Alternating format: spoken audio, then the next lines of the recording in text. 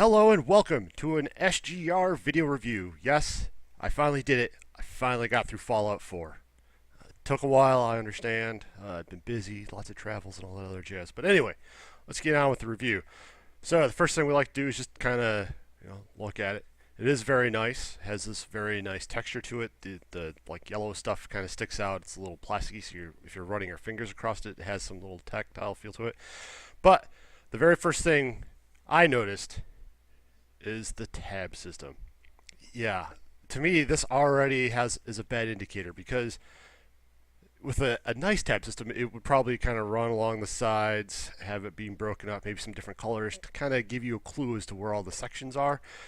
Yeah, this is not a good help, but we will get into that in a little bit. I will say, as you open it up, it definitely kind of fits with the whole Fallout kind of feel. This definitely has more of a instruction manual kind of feel to it, even when you're kind of getting just into some of the newer sections. So obviously, like all guides do now, it starts off with a little like, here's the basics of the game, and kind of walks you through it. If you've never played a Fallout 4 game, definitely spend some time in here, because everything is pretty in depth as far as what's going on. So like your perks and the special system and how the map works and your controls, all that jazz. The nice thing about this is that they also, because Fallout 4 added in crafting and settlement building, I guess, I don't know what I would really call it, city building. This actually does cover how that works and why you'd want to do it and all that. So take some time. If you're brand new, take some time to kind of go through that and just get an overall feel. So you can also see right here, this is how the tab system is going to start working, right? So this part just bothers me a lot. But as you're kind of flipping through it, there's a lot of information just crammed into these pages. I do like the little helpful hints. They are nicely highlighted, but overall it fits the theme very well. It's very nice when you're playing through the game and you have this. I've read reviews that say the Fallout 3 guide actually did a better job than this. To me, this still ties in with the game pretty well. So as you get through it, so like, this is all, pretty much this is all stats and stuff on how to work your character and what you're going to be doing. But when you start getting into inventory stuff, so here's some of the weapons. You can see nice little charts over here. You got some nice little stats here. So it gives you the basics of all the weapons and inventories and all that other stuff. It gives you what the weapon is about, but it doesn't really tell you how to utilize it or where you'd want to use a specific weapon over another weapon. So if you find it, you're going to have to come in here, you're going to have to look, you're going to have to flip through pages and pages of stuff just to find that weapon. So even when you're getting down to stuff like alcohol and all that, just very nice sets of charts telling you what happens and all the effects of it. It tells you the weight limits and how much it's worth in caps, your addiction, if it can be crafted or not. So it's all very nice. At least this part is all very nice. The only thing I wish that it had done is actually tell me why it is I'd want to use something over something else. So they broke it down really nicely, but I kind of need to know why I'm going to use a ball bat or versus like a plasma rifle or something. So that part is kind of rough. But we get down to like the quest and the main walkthrough. So here's what we got, just kind of telling you what it is. So what I found is that there's a lot of really nice screenshots. So if they're trying to tell you to go someplace, you have a pretty well-rounded set of screenshots, so that way you know what to look for, where you're going and heading. But you can kind of see it feels just a little muddled as far as trying to read through this and get any sort of information out of it. So you're doing a lot more screenshot comparisons than you're doing anything else. But it does kind of tell you some nice stuff, like here's the weapons that you're going to get, how many bottle caps it's worth. Again, that was all covered back here, but it's nice to have it in here. What I do like is that every once in a while you get these nice little advertisements down here. Just a nice little touch as far as that is concerned. But the amount of information that they're kind of providing you here feels a little underwhelming. A lot of it is stuff that you're already getting handed in the game as it is. So having a little more detail, telling us why it is that we're doing something, giving us more hints and tips as to how we're going to tackle something, that would have been great. But as you go through, so it starts telling you go to zones. So the one thing that I found is that when you're going through the main walkthrough, it tells you, like when you get to Sanctuary, it says, all right, now go out and explore. Well, what am I exploring for? Where should I explore? You have to kind of come back into these little zone areas, because these will tell you, like, here, if you explore over here, this is what you're going to find. These are the quests that you're going to get. The one thing that I did like was the maps. So the maps don't really sit in the walkthrough, they sit in the zone area. So you kind of have to, if you're using the walkthrough, you're going to be flipping over here. So be prepared to have a lot of bookmarks. This is probably where 2 or 3 bookmark attached ribbons would have been nice. I ended up using receipts and business cards and all that other jazz. But what I liked is that if you look at the map, you have this nice little blue line right here, right? That little blue line is telling you this is the direction you want to walk, and it's really handy because there are some areas that you'll be walking along and you just don't see a door, or you can't find a little crawl space to get through. This is pretty handy as far as you're going to want to walk here. So it tells you, it has a nice little start point. So it tells you you're going to start here, you're going to go up here. This then correlates. So here you got a 1. So the 1 then tells you that you're going to end up here. Then you have a little 2 down here. If you go up to the next map, the 2 starts you out here. You got a 3 over here. Oops. Oh, hope that wasn't important. But then, 3 here, and then you're going to finish over here. So that part was pretty handy. The other nice thing about some of this is that, I don't know if the camera's actually going to pick this up, but at the very top, it kind of gives you suggested levels. It's going to tell you how hard it's going to be. So this whole part ties in with the walkthrough very nicely, as far as this is how it's how hard it's going to be, what do I have to look out for, and all that other jazz. Maps were pretty well rounded, worth it. Again, here's a map. You have all these little numbers on here, which then correlate to screenshots, which are over here. So, if I'm looking over here and I see, oh, number 1, well, number 1 is right here, and then number 1 in correlation to it is right there.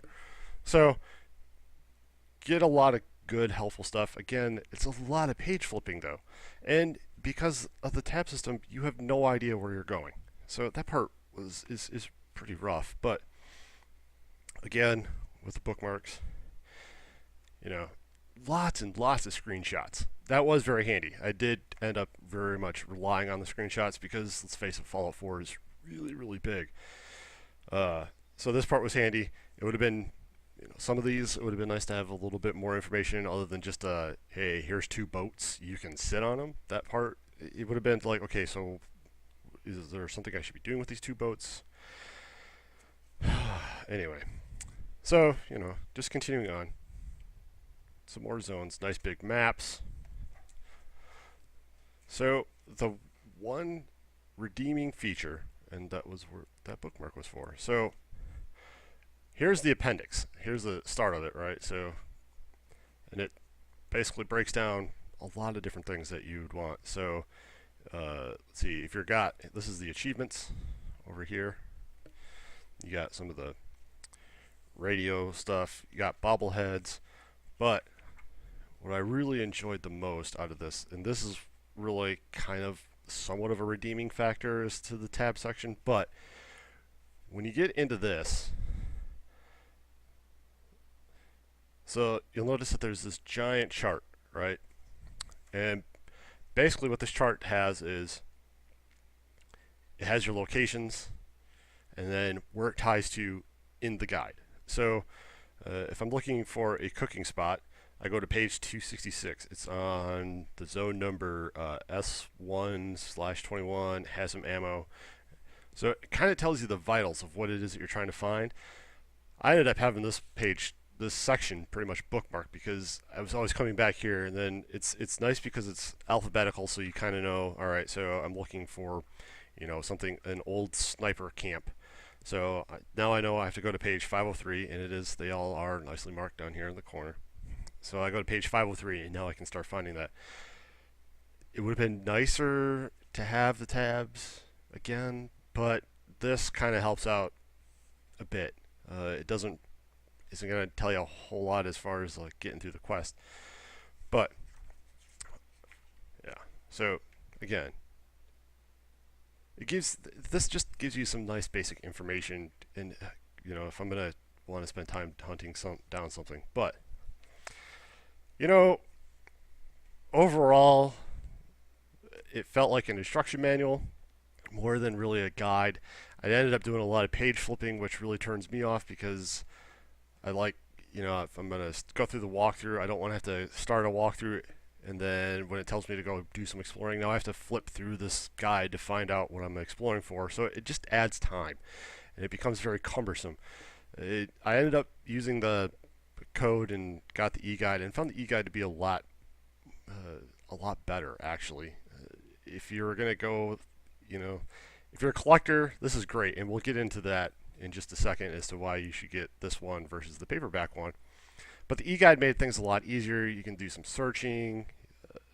It was updated, so you get there's actually more information in the e-guide than there is in this, and I don't know why that is, but it is what it is, right? So before I give you the score, yes, this is the collector's edition, right?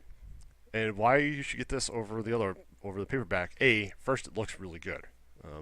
I don't know if the paperback one has the same kind of thematic layouts in it, but it also comes with just a ton of good stuff. So the first one is like this giant map, and I don't even think that my camera's going to pick it all up, but you get a giant map with all the little locations on that side. Flip it over, and you got some more. So in this, I wish it was cloth. It would have added just that little extra touch to it, or even some sort of kind of like antique-y kind of paper. But hey, if you can use this, it's well worth it. Yeah, and then you get the nice little, you get the free e-code, you know, for the e-guide. So you get that. Then you also get these fun things. So special is how you actually grow your character, and this is, you know, these were all the things that were on the little pictures that were up on it. So, you know, they give you a nice bit of little extra stuff. I believe there was supposed to be a special map in here too, but I seem to have misplaced that somewhere. But anyway, it's a lot of nice stuff. The map is by far the best part of it, and then the free e-code for the e-guide. So, you know, if you're a collector or you like to have coffee, you know, books on your coffee table, this is well worth it. So the final score, I'm giving this a 4 because there is a lot of good information in here. I wish it was a little bit better. I wish that the navigation of it would have been better. But overall, it provided me the information that I needed. You know, using the companion of the e-guide, that definitely helped out quite a bit. But you know, I think it's $23, $24 right now on Amazon, so well worth the pickup. So Fallout 4 from Prima Games, giving it a 4. So what's next?